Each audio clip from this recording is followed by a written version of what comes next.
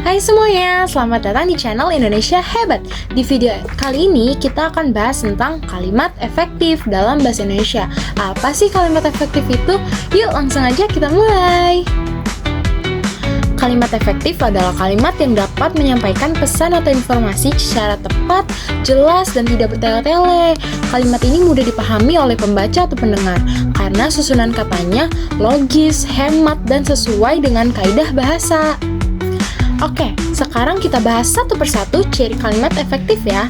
Ada 4 hal penting yang harus kamu perhatikan. Yang pertama itu adalah kepaduan gagasan. Artinya, dalam satu kalimat, idenya harus saling mendukung dan tidak melompat-lompat.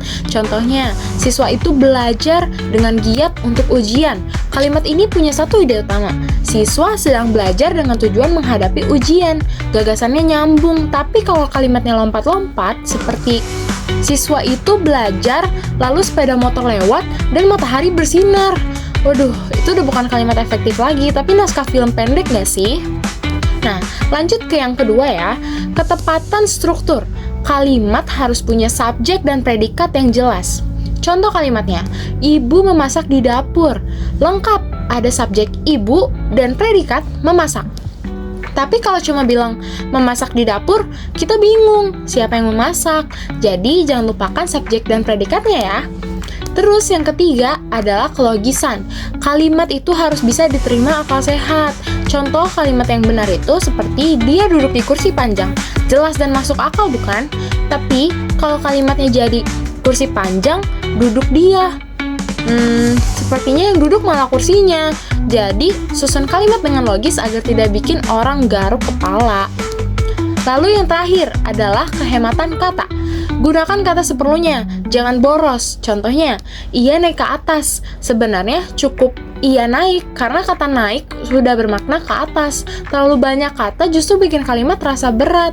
Ingat, lebih ringkas, lebih jelas. Supaya makin paham, yuk kita lihat beberapa contoh kalimat yang kurang efektif, lalu kita perbaiki bersama-sama jadi kalimat yang benar. Contoh yang pertama, pada saat kami sedang belajar, tiba-tiba listrik mati. Dan kalimat kedua, saat kami belajar, listrik tiba-tiba mati.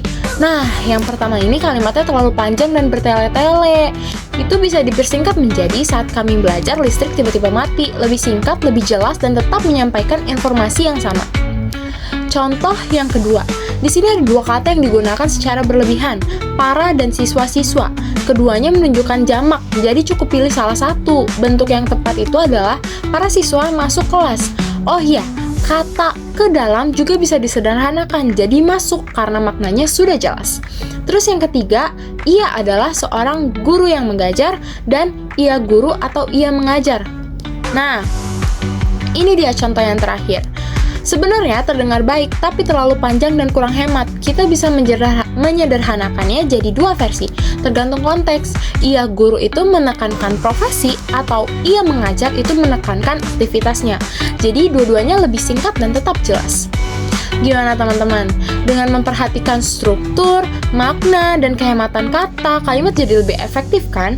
Setelah ini, coba deh periksa tulisanmu, apakah sudah efektif atau masih bisa diperbaiki. Jadi teman-teman, kalimat efektif itu penting banget untuk menyampaikan pesan dengan jelas dan tidak membingungkan.